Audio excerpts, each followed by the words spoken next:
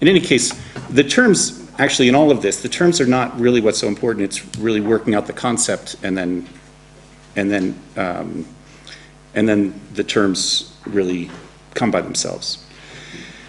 The last thing I need to say in an introductory way is, and really is a summary way, a preview way of the whole thing, is that love may be natural, but it's not at all spontaneous.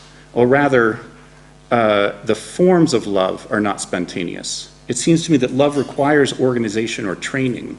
In other words, there are better ways of loving. There are different ways of loving, and some of them are quite horrible. These are precisely what I'm going to be talking about in terms of evil.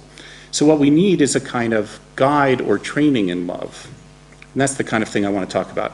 So first I have to articulate what love means and to struggle over the concept, struggle over love as a political concept. I often find myself, one more side I suppose, I often find myself in this dilemma with concepts that no longer mean what I think they should mean. And so you either have to abandon the concept. For instance, we were talking in the seminar some about democracy in this respect. Anyone who talks about democracy today, it's hard not to have in your listener's ear ringing George Bush talking in his State of the Union address and thinking about democracy as whatever the US military is doing in Iraq, rather than what we would mean, what one could mean by democracy. And so either you abandon the concept and start name it something else, which I know you all are very good at working with invention of new terminology, but it irritates a lot of people, I have to say, inventing new terms, I've found out from experience. And, or the alternative is to insist on the concept and struggle over the concept in order partly to make good on the heritage the concept itself has. That's true for me, quite importantly, with the term democracy, and I think you can see also with the concept of love, that it has a great heritage that is worth struggling over. Now, the way I'm going to conduct the central part of this about love itself is to work through 5 categories under which it seems to me that love has been corrupted as a political concept, in which love has been destroyed as a political concept. I'm partly posing it this way. It seems, what should we say, pedagogically useful, as presenting it as the fact of a degradation, as if we would return back to a previous state. Even though, and in some ways that's true. There are ways in which love has functioned previously as a political concept, primarily within theological domains. Like when you think about, it's certainly Christian and Judaic theology that I know best, love has often functioned as a political concept there. Think about Paul's epistles and the construction of the community. That's all done in terms of love. Love as, precisely love as community, that's something that runs throughout the Bible.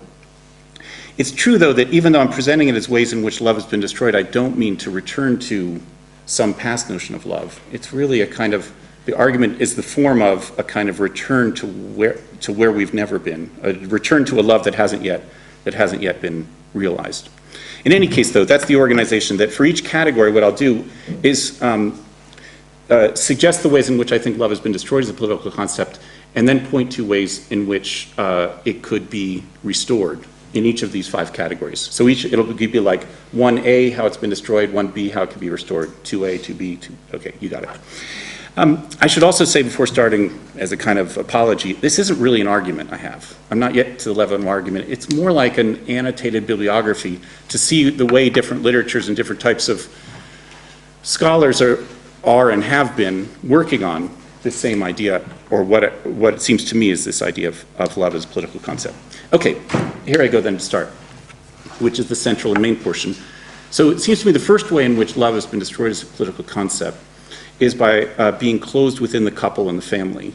The love of the heterosexual couple and the family surrounding it is meant to represent all forms of love and ends up usurping them, becoming the only form of love.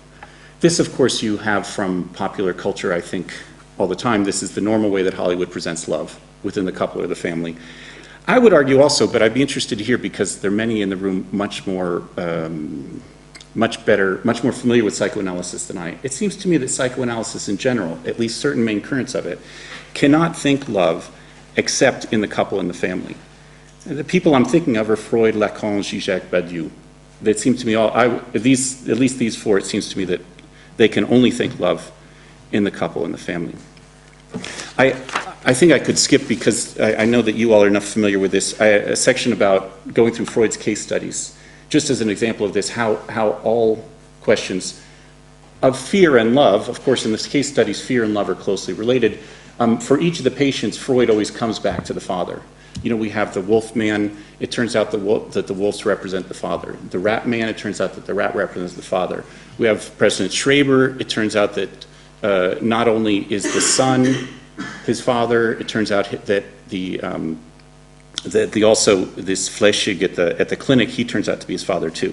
And so actually here's one sentence from Freud, just to skip over this part, which is this. It's when Freud is interpreting the sun and Schreber's relationship to the sun, to the solar rays that emanate from his anus, etc.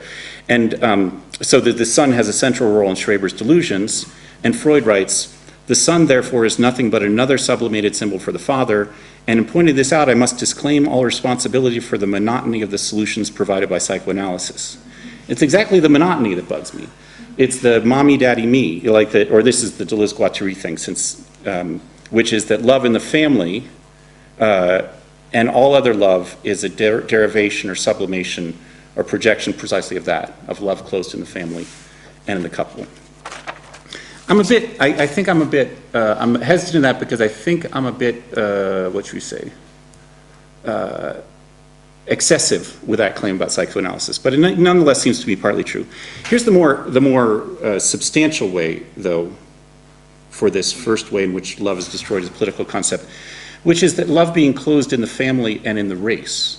In other words, fundamentally identitarian conceptions of love.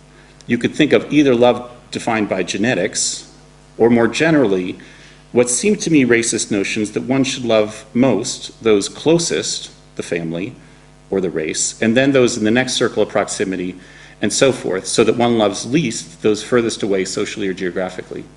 I think this is a relatively common concept that you can at least hear of. This identitarian concept also corresponds to very limited notions of the love of neighbor, but I think the most common notions of the love of neighbor, as the love of those closest to you, essentially the love of the same. That's why I'm calling this all in this first category, love as an identitarian concept, love of the same, whether in the couple, the family, the race, the nation. So what we would need, and this would be the 1B, what we would need instead is a love that must be an open social concept that simultaneously applies both to those closest and those furthest away. Let me give you 3 ways of thinking about this. The one, which I think is ambiguous but nonetheless strong on this point, are rejections of the couple and the family in the name of eros. So you could think about Sade or Bataille in this regard, but I was thinking more about fundamentally 1980s gay male conceptions of cruising, anonymous sex, as a refusal of the couple and the family in the name of eros.